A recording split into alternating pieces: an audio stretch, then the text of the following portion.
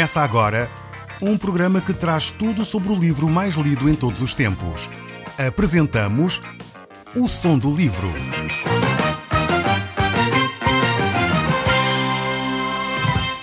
Seja muito bem-vindo. Neste podcast vai encontrar o livro mais conhecido e lido em todo o mundo. Vamos levá-lo numa viagem pela história da humanidade. Este é um audiolivro para si, para a sua família e sociedade em geral. Contextualização e comentários de Paulo Chaveiro. Eu sou Paulo Chaveiro e nós hoje vamos voltar ao livro de Isaías e iremos procurar concluir o estudo deste livro. É um livro fantástico, um livro que tem ensinos profundos para nós, que nos faz refletir e nos fez refletir ao longo de vários programas sobre a nossa própria vida. É de facto este profeta que foi o mais evangelista dos profetas do Velho Testamento, revelou a crucificação de Cristo, a obra do Salvador, transformou essa mensagem de uma forma viva para os seus ouvintes daquela época e ainda hoje essa mensagem continua a ecoar nos nossos corações. E nós estamos de facto aqui no final, nestes dois últimos capítulos, capítulo 65 e capítulo 66, e hoje iremos tentar analisá-los. Ainda que não vamos fazer exaustivamente cada versículo, mas vamos tentar concluir este estudo do livro de Isaías.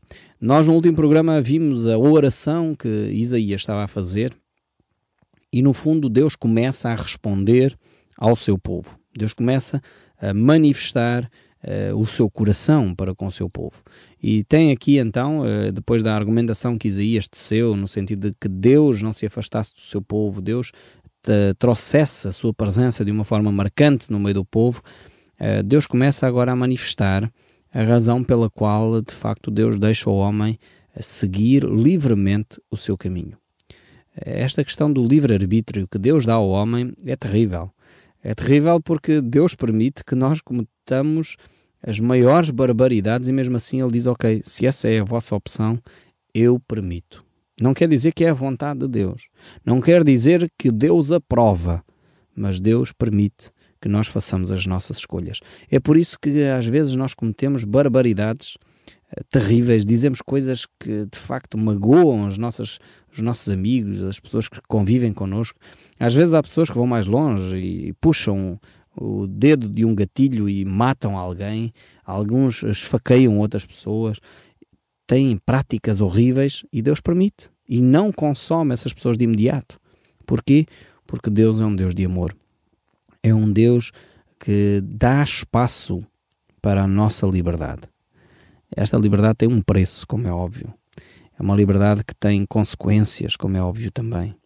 E nós temos é que ser responsáveis e assumir a responsabilidade dos nossos erros. E não ter esta atitude constante que começou no Éden e se mantém até hoje, que é de desresponsabilização. Não sei se reparou que Adão e Eva, quando estavam ali no Éden, tentaram sempre sacudir a água do capote, como diz o nosso povo. No fundo, Adão disse logo, bem, Deus, foi a mulher que tu me destes, portanto, a culpa não é minha. Isto é, por outras palavras, é assim que Adão falou com Deus. Aliás, Adão sacudiu a água para cima da mulher e para cima de Deus. Bem, a culpa é de Deus porque a mulher foste tu que me a deste, eu nem pedi, quer dizer, eu não tenho culpa nenhuma, coitadinho de mim.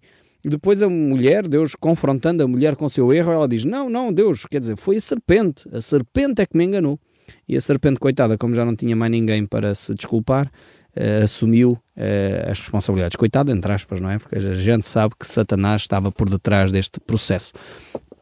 Então nós vemos a irresponsabilidade que cada um de nós tem na realidade. Muitas vezes nós não assumimos as nossas responsabilidades, não assumimos as consequências da nossa suposta liberdade.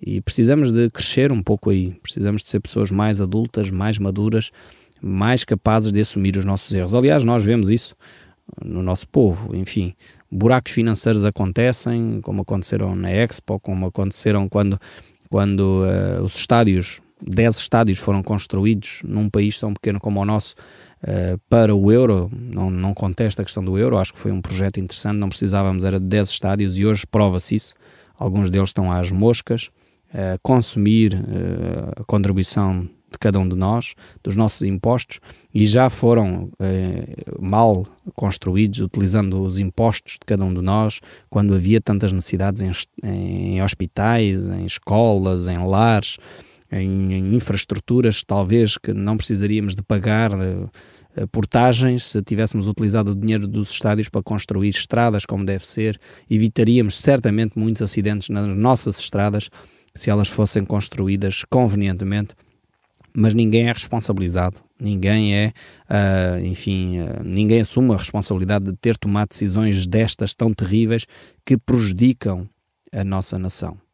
E hoje aponta-se para questões como TGVs e aeroportos. Vamos ver a utilidade desses aspectos e se temos ou não condições de assumir esses projetos. Podem ser até projetos interessantes, mas temos que fazer contas se temos ou não esse dinheiro para gastar. Dinheiro que cada um de nós contribui e que se calhar pode ser muito melhor utilizado. É uma reflexão que devemos pensar. Isto tem a ver com a liberdade de cada um de nós.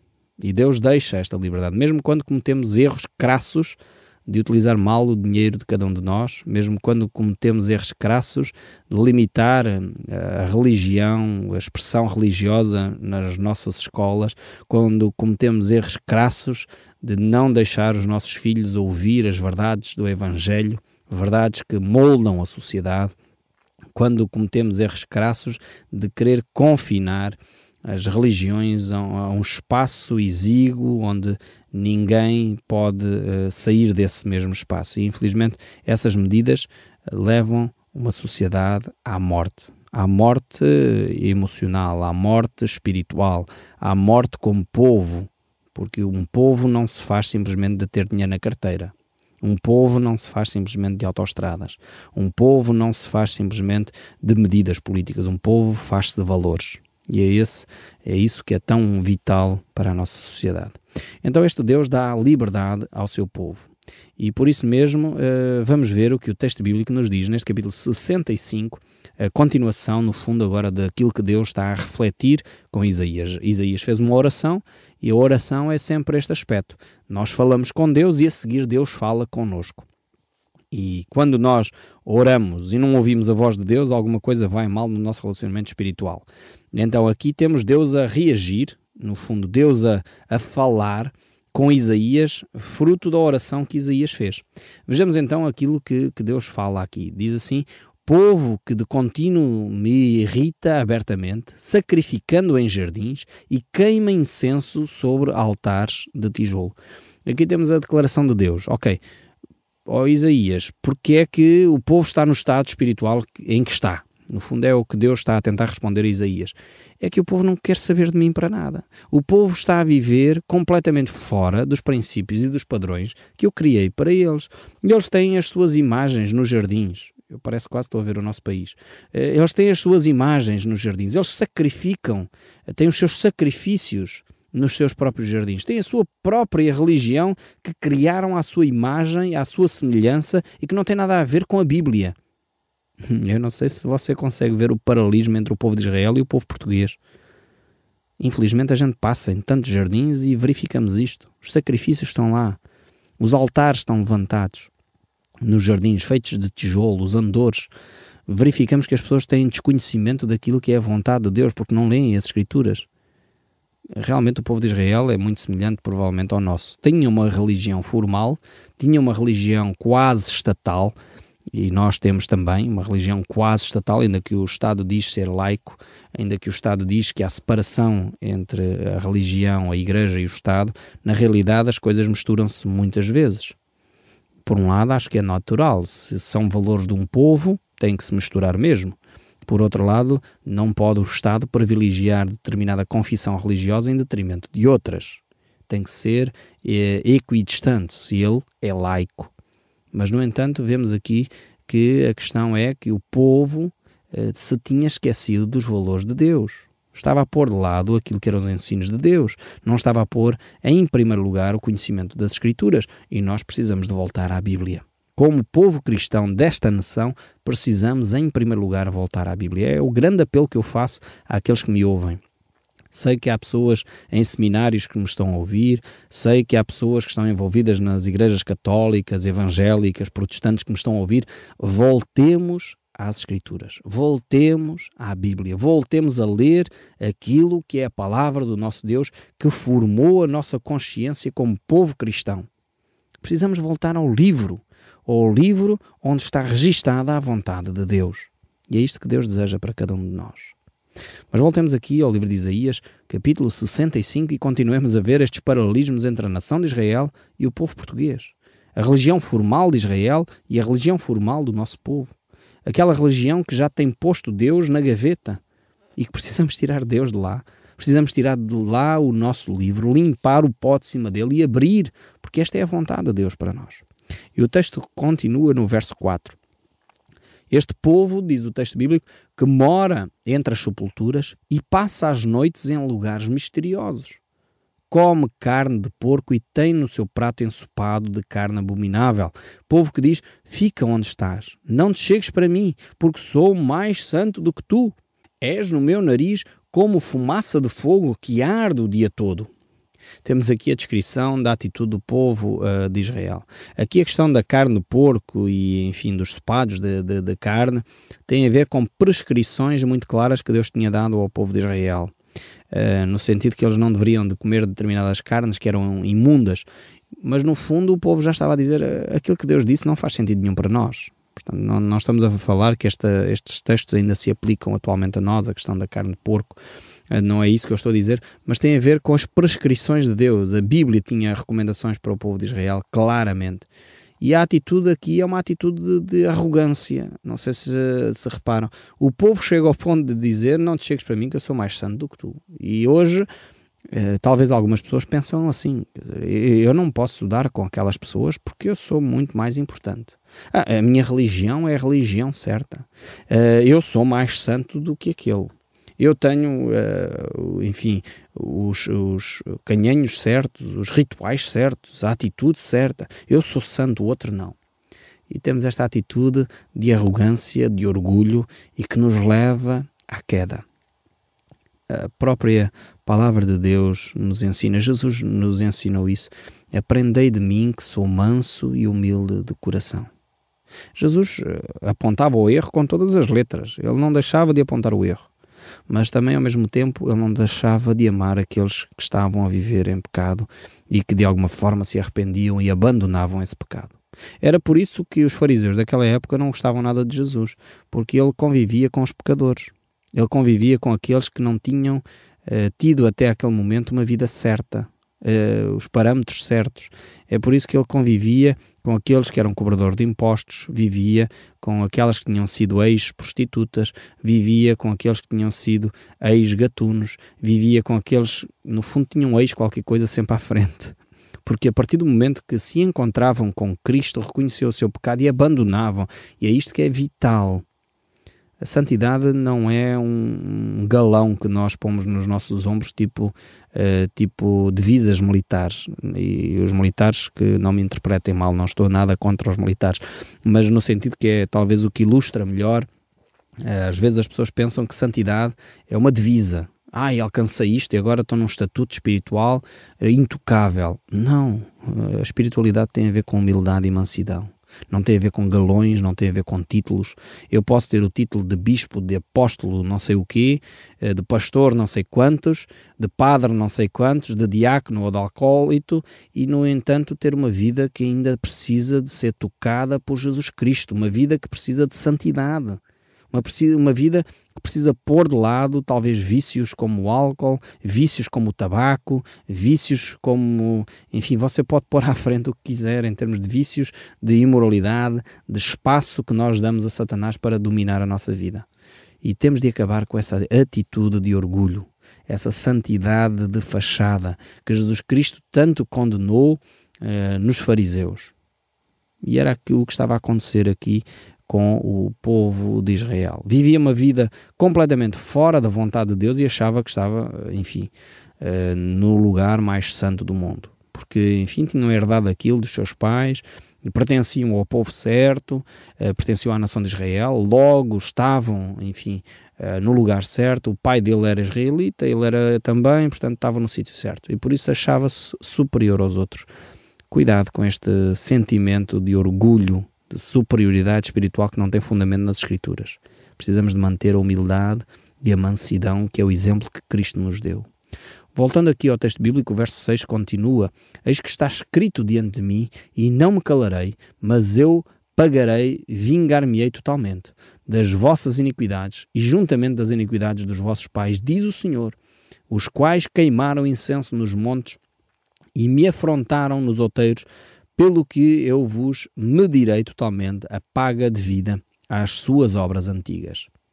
Aqui temos claramente a manifestação de Deus, e aqui quando fala em incenso nos outeiros, não está a falar só de um culto, enfim, a uma divindade qualquer ou uma imagem qualquer. Nós já vimos aqui nestes textos do livro de Isaías que este queimar de incenso, infelizmente, era acompanhado de algo extremamente atroz, que era a queima dos próprios filhos também. E era horrível. Imaginar um pai chegar ao ponto de sacrificar o seu próprio filho a um deus pagão, a uma imagem de escultura. Isto choca-me profundamente quando eu imagino este cenário.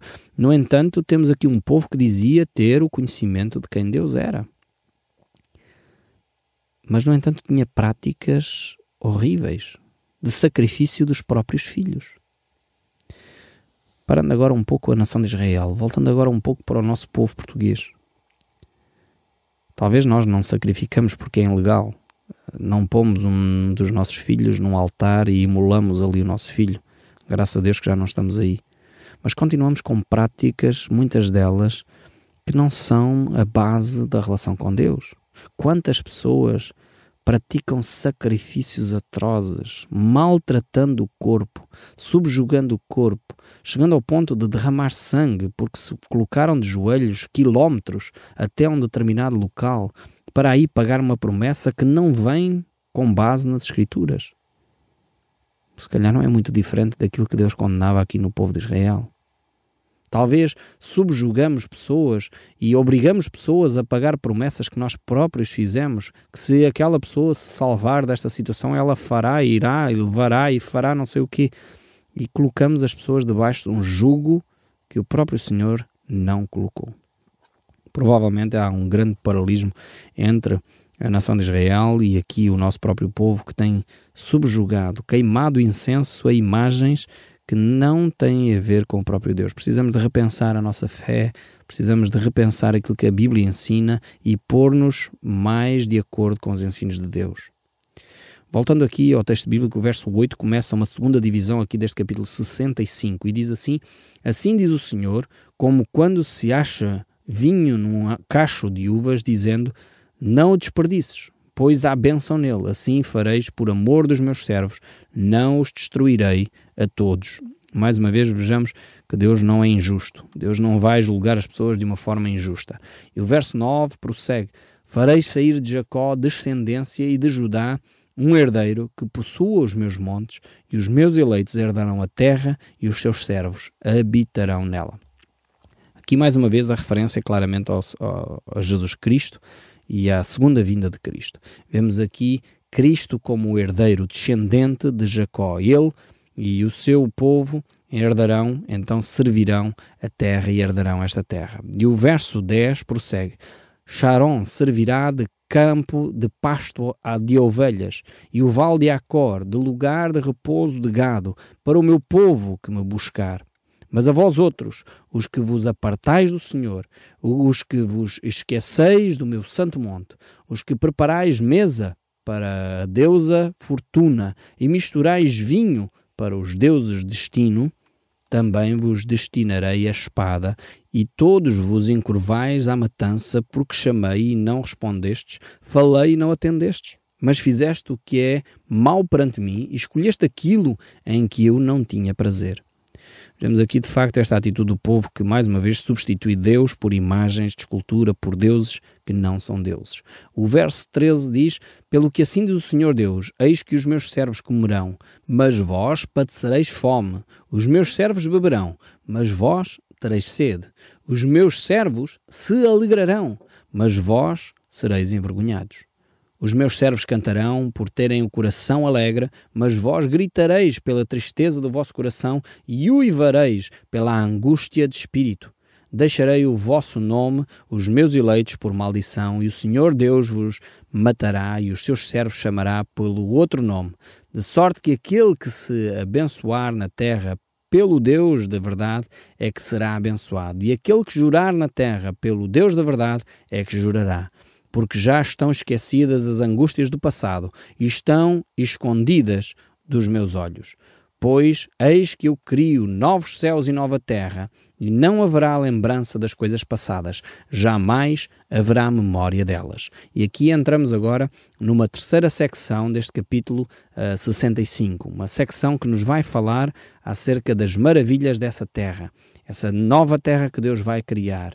Mas vós folgareis e exultareis perpetuamente no que eu crio, porque eis que crio para Jerusalém alegria e para o seu povo regozijo. Claramente aqui está a falar de um tempo futuro. Nós sabemos hoje que infelizmente Israel e Jerusalém é mais marcada por violências do que propriamente por alegria e por satisfação, e isto aponta mais uma vez para o reino de Cristo. E o verso 20 diz: não haverá mais nela nem criança para viver poucos dias, nem velho que não cumpra os seus, porque morrer aos 100 anos é morrer ainda jovem, e quem pecar só aos 100 anos será amaldiçoado. Aqui, como é óbvio, está mais uma vez a falar da longevidade, daquilo que Deus quer restaurar e aquilo que Deus vai fazer durante esse período que é o reinado de Cristo. Eles edificarão casas e nela habitarão, plantarão vinhas e comerão do seu fruto. Não edificarão para que outros habitem, não plantarão para que outros comam, porque a longevidade do meu povo será como a da árvore, e dos meus eleitos desfrutarão de todas as obras das suas próprias mãos. Não trabalharão de balde, nem terão filhos para a calamidade, porque são a posteridade bendita do Senhor, e os seus filhos estarão com eles. Vemos aqui mais uma vez esse período fantástico que Deus vai trazer ainda à humanidade. E chegamos assim ao capítulo 66, o verso 1, e diz-nos assim: assim diz o Senhor, o céu é o meu trono, e a terra o estandarte dos meus pés. Casa me edificareis vós, e qual é o lugar do meu repouso? Claramente Deus não precisa que nós construamos casas, Deus não precisa dos nossos sacrifícios, e é exatamente isso que Ele vai descrever neste capítulo 66. Nós encontramos aqui: Deus é Senhor, e quando Ele permite que nós o sirvamos, é por graça, por amor, por bondade. Não é que Ele precise de coisa alguma. Salomão, quando construiu o templo, ele ficou muito consciente que Deus não é servido por mãos humanas, nem que o templo alguma vez iria confinar Deus àquele espaço. E, infelizmente, quando nós não percebemos isso, tentamos limitar Deus, confinar Deus, enquadrar Deus dentro dos nossos parâmetros. Deus não é assim. Deus é bem maior. O Som do Livro, uma produção da Rádio Transmundial de Portugal.